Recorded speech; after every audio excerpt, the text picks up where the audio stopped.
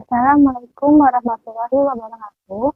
Perkenalkan, nama saya Rahma Sanwati, saya dari Prodi Pendidikan Ilmu Ekonomi, kelas konversi tahun ajaran 2020 dengan nomor NIM 18720705. Saya dari Universitas Pancasakti Bekasi, Kampus D. Di sini saya akan membawakan hasil dari ujian akhir semester saya dengan mata kuliah yang saya tempuh dan saya ambil yaitu Public Speaking, dan dosen pengampu saya yaitu Bapak Muhammad Ali, MPD. Di sini saya akan membahas mengenai rangkuman tentang public speaking sendiri. Berikut materi yang saya bawakan. Yang dari public speaking sendiri merupakan kegiatan penyampaian pesan berupa ide, gagasan secara oral atau lisan. Bentuk komunikasi di mana seseorang pembicara ini menghadapi pendengar dalam jumlah yang relatif besar dan pembicaranya yang relatif kontinu.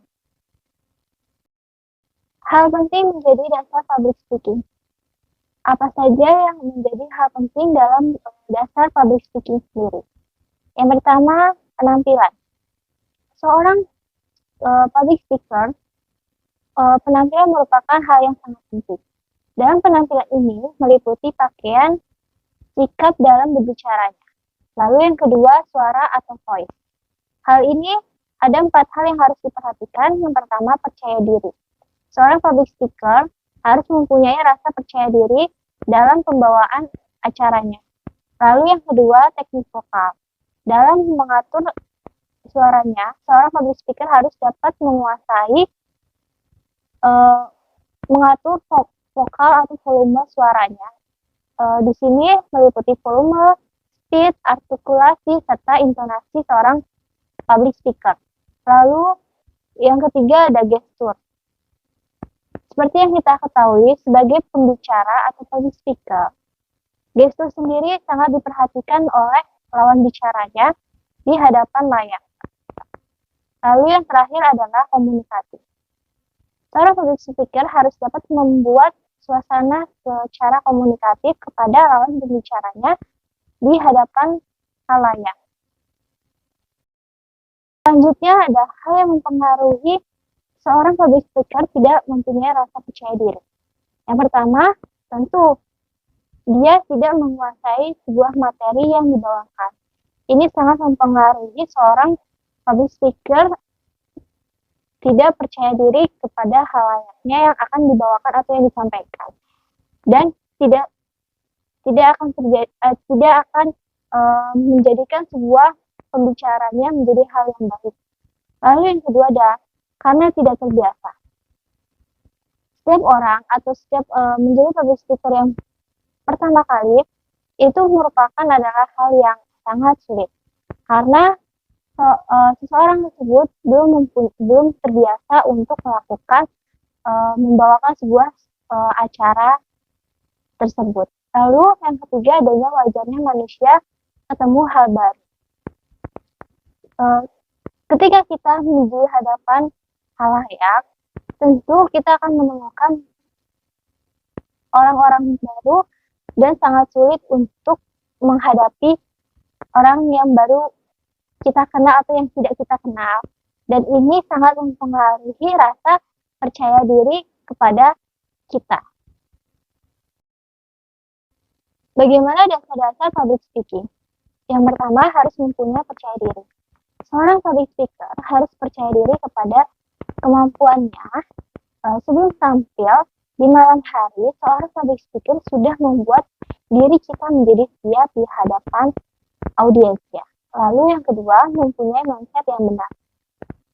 Artinya di sini kita harus mempunyai pandangan positif terhadap diri kita dan terhadap orang lain. Lalu yang ketiga, harus rileks. Rileks yang dimaksud adalah berdamai dari rasa grogi. Dan harus membuatlah diri kita menjadi rileks dan nyaman ketika di hadapan audiens. Lalu ekspresi wajah. Tentu ekspresi wajah ini berarti kita sebagai public speaker memberikan wajah yang ramah dan harus membuat nyaman terhadap orang lainnya yaitu audiensnya. Lalu kontak mata.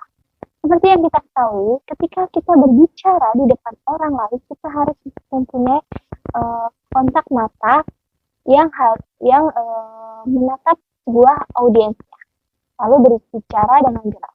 Dalam hal ini, seorang public speaker harus dapat mengatur volume suaranya, di mana suara tidak terlalu besar dan tidak terlalu kecil, agar audiens tersebut dapat mendengar dengan jelas apa yang kita bicarakan.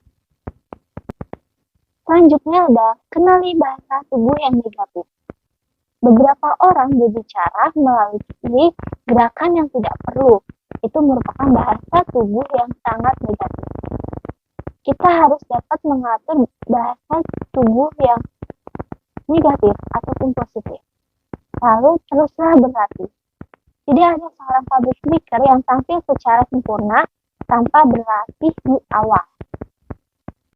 Selanjutnya adalah pembahasan mengenai pidato.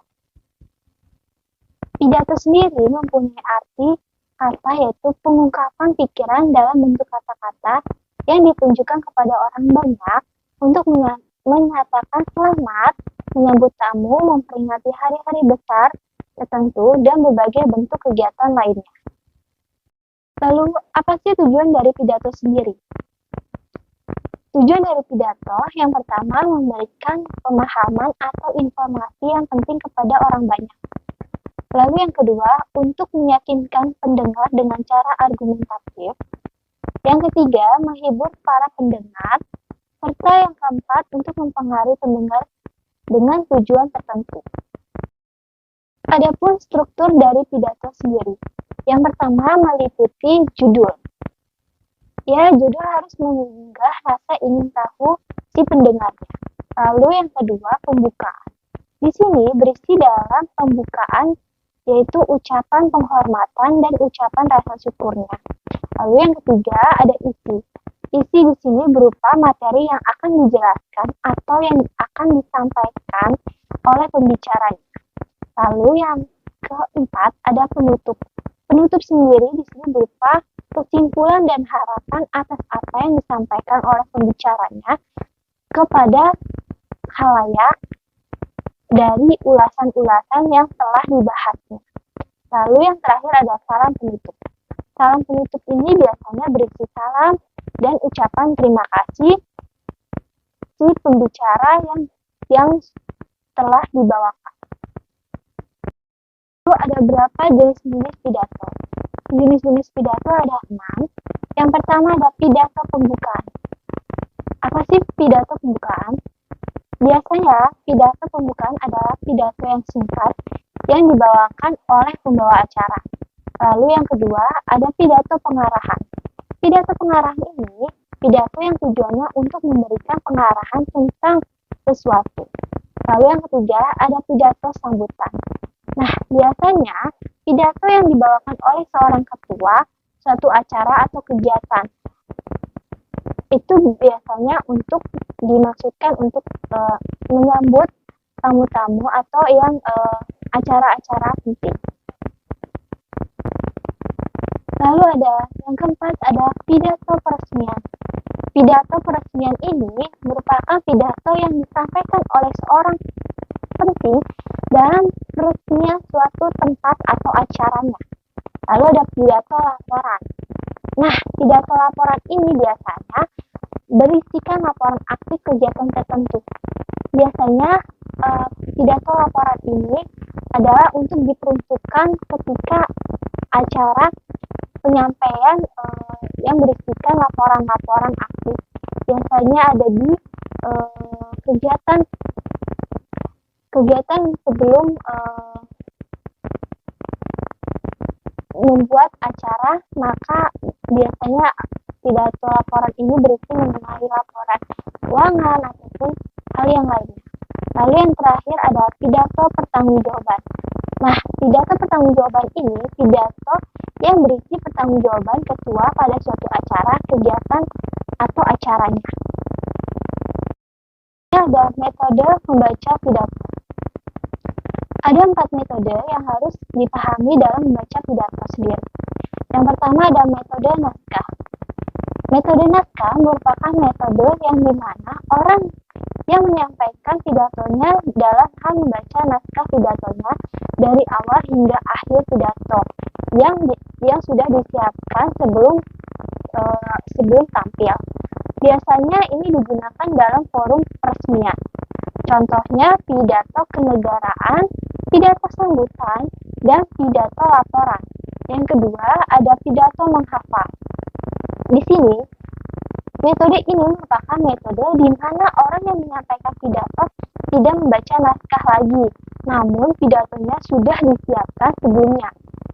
Contohnya yaitu lomba pidato dan pidato saat pembelajaran. Lalu yang ketiga ada metode impromptu atau spontan. Nah, metode ini merupakan metode yang dimana orang yang menyampaikan dalam pidatonya secara spontan atau dadakan, tidak terencana sebelum tanpa menyiapkan naskah atau menghafalnya. Contoh dari metode ini biasanya pidato yang dibawakan oleh motivator. Lalu yang terakhir ada metode extemporan.